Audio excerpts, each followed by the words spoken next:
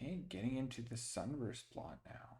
Now this is a plot I was really I didn't think I was going to like that much, but it turned out to be a plot that now has become a staple of my data analysis.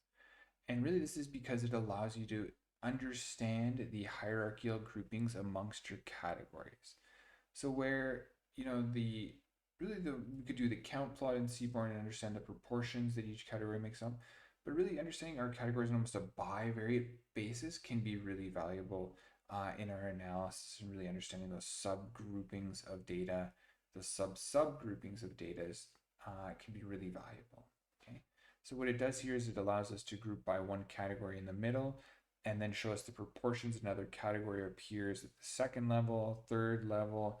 I would really highlight here, this gets hard when you have a lot of data, a lot of categories in one day. So you can see this outside ring.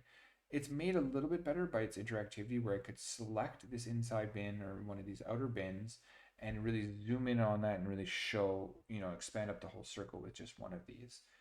It makes it a little bit easier to read a category with this many different classes, but you still have to be very careful to not use too many. Something like I have here is just kind of ridiculous and it doesn't work well.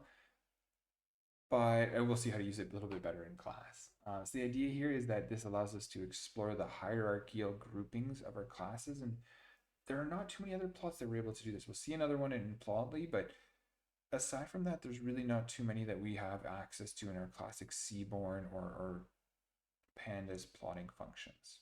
Okay, so a really valuable little plot for us to use in our data analysis.